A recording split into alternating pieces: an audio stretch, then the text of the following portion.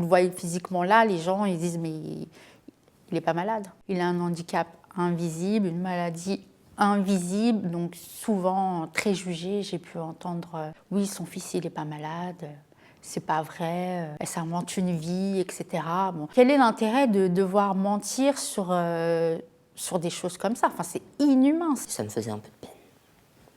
Notre histoire, elle a débuté suite à des allergies alimentaires qu'avait Swan dès sa naissance, c'est-à-dire qu'il était allergique aux protéines de lait de vache.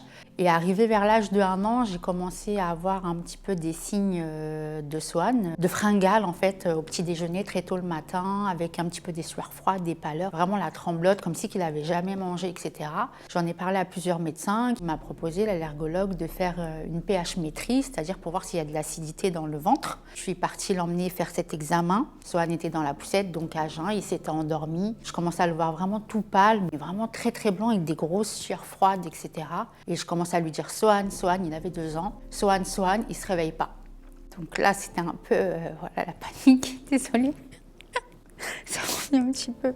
Je sors du tramway, donc je cours avec ma poussette, j'arrive aux urgences, ils voient que mon fils était pas conscient en fait, et tout de suite je leur dis mon fils est en hypoglycémie. Il était vraiment en train de sombrer quoi. Et tout s'est enchaîné, voilà, donc depuis on vit d'hôpitaux. On a fait beaucoup de génétique, etc., mais sans vraiment trouver ce qu'il avait. Ce qu'il a encore aujourd'hui. On appelle ça une maladie rare, non étiquetée, parce qu'il n'y a pas de nom, parce qu'ils ne savent pas. Donc c'est vraiment un cas un peu isolé, quoi. D'autres pathologies sont arrivées. Un problème ça fait un peu plus de 2 ans, 3 ans, d'hyperammonémie, qui est dangereux pour le cerveau, en fait. Donc il prend des médicaments 3 fois par jour. Là, il a un autre traitement parce qu'il a des douleurs chroniques. C'est beaucoup de fatigue. Des maux de tête assez violents qui vont jusqu'à un vomissement. Il adore faire du sport, mais du coup, ça lui est très coûteux. Ça engendre des douleurs derrière. Des fois, me déplacer, c'est juste difficile. J'ai trop mal aux jambes ou autre part. Et faire des activités physiques, c'est difficile. Je fais du volleyball. Des fois, la douleur que j'avais à cause de l'entraînement dernier ou autre chose m'empêchait d'y aller. J'étais un peu triste de ne pas pouvoir y aller parce que j'aime bien faire du volleyball et j'aime bien les personnes aussi qui sont là-bas. Juste trop marcher me fait mal. Par exemple, après le cross du collège, j'ai pas pu marcher pendant 3 jours. Je me sentais quand même un peu faible par rapport aux autres parce que j'ai pas pu tenir normalement. Ça me faisait un peu de peine. Vu que je vis ça depuis tout petit, j'ai pas ressenti de colère ou de jalousie par rapport à ce que les autres peuvent faire, parce que je me sens quand même plutôt bien. L'organisation dans le quotidien, elle va vraiment découler un peu le jour. Ce qui est vraiment quotidien, du coup, c'est la présence parentale obligatoire, donc soit moi ou mon mari à la maison. Il ne reste pas à la cantine et voilà, il faut bien qu'on puisse l'accompagner pour la bonne prise en charge de ses médicaments parce qu'il n'est encore pas très autonome dessus. Et après, c'est beaucoup les prises en charge extérieures. Swan est TDAH, trouble déficitaire de l'attention avec de l'hyperactivité, et il a des troubles 10 aussi. Donc il a certains aménagements, par exemple à l'école, etc. La kiné quand il a trop mal, la balnéothérapie. C'est vraiment une prise en charge très quotidienne en fonction de ses besoins. Je suis là quotidiennement pour mes enfants, parce que j'en ai 3 porteurs de handicap, mais les autres, c'est des troubles neurodéveloppementaux, donc c'est pas aussi important que Swan. C'est un cerveau en veille.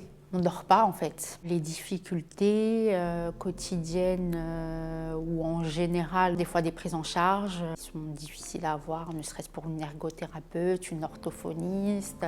Des fois, c'est le contact, l'échange avec les médecins, des fois qui est un peu compliqué parce que malheureusement, il y en a qui ne savent pas prendre de pincettes. Et là, ça a une atteinte vraiment personnelle sur moi en fait. Parce qu'il y a une remise en question en fait tout le temps de... qu'est-ce que j'ai fait, mes minces, enfin voilà, ça devrait changer comment parler aux parents parce que ça impacte beaucoup sur le moral des parents. Ce qu'on vit déjà au quotidien, c'est déjà assez dur.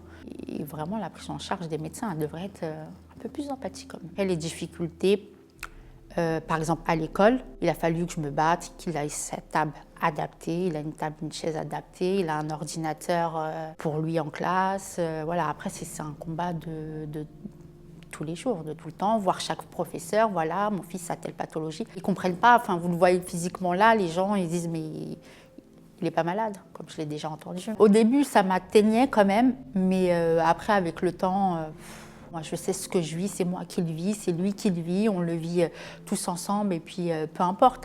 Et en fait, à un moment, je me suis sentie le besoin de me justifier à travers les réseaux sociaux. À chaque fois qu'il était à l'hôpital, une photo, machin, voilà, alors que je ne devrais même pas le faire. Il y a beaucoup de jugements, les gens, ils ont des réflexions, mais quand même assez hallucinantes. Enfin, quel est l'intérêt de devoir mentir sur des choses comme ça? Enfin, c'est inhumain, ça ne devrait même pas exister. Maintenant, je passe outre le jugement des autres. Ce qui m'importe, c'est le bien-être de mon enfant, et puis c'est tout.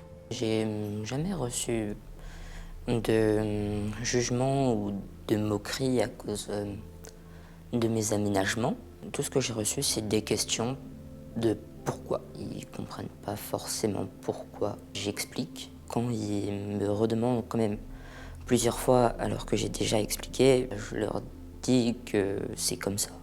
J'ai pas trop l'impression que je suis traitée vraiment différemment que les autres. J'ai décidé de créer l'association Une étincelle d'espoir pour Swan, c'était en mars 2020. Or, je ne voulais pas que l'association ne serve qu'à mon fils. Autour de moi, il y a beaucoup de familles impactées, isolées, sans accompagnement, avec peu importe la pathologie, le handicap ou la maladie de leur enfant. Et puis de fil en aiguille, aujourd'hui, elle compte plus d'une centaine de personnes, dont plus de 90 enfants porteurs de handicap ou de maladie. On n'exclut pas les fratries, parce que quand il y a une maladie, un handicap, c'est toute une famille qui est impactée. Tout ce qu'on fait, en général, on est beaucoup dans l'inclusion. Et par rapport à Swan et les moqueries qu'il n'a pas subies, en fait, c'est parce qu'on est parti dans les écoles. Sensibiliser les enfants au handicap, c'était vachement important. C'est pas un sujet qu'on leur apporte forcément. Donc nous, on a voulu vraiment mettre ça en place, sensibiliser les enfants à tout type de handicap et les mettre en situation d'une personne en situation de handicap pour vraiment qu'ils se rendent compte de la difficulté et justement arrêter les moqueries ou harcèlement scolaire, etc. Les actions qu'on fait avec l'association sont diverses et variées. Par exemple, le mercredi matin, j'emmène un groupe d'enfants en équithérapie et le mercredi après-midi, on est dans un centre social, Maison pour tous. On fait plein d'activités, que ce soit activités cuisine, manuel, etc. Enfin, vraiment pour créer du lien, rompre l'isolement des familles, parce que l'après-midi, ça joue avec les familles. J'ai candidaté sur un budget participatif pour la création d'une aire de jeu inclusif, pour vraiment qu'il y ait tous les enfants qui puissent jouer ensemble en création sur le parc de la Courneuve. Et puis notre souhait, en fait, là, on a un petit groupe de mamans, c'est d'ouvrir un petit peu un lieu d'accueil un peu passerelle pour pouvoir accueillir les enfants non scolarisés, parce que malheureusement dans l'association j'ai des enfants qui sont non scolarisés, qui ne sont pas accueillis ni en structure ni à l'école. C'est une forte précarité aussi pour les mamans qui ne peuvent pas travailler et qui ont à charge leurs enfants quotidiennement. Voilà, c'est notre souhait. L'association m'a servi à me rendre compte que j'étais pas si seule que ça et à rencontrer d'autres personnes plus ou moins comme moi. De bons souvenirs, j'en ai beaucoup, mais si je devrais en choisir un, c'est les sorties au parc d'attractions avec les autres.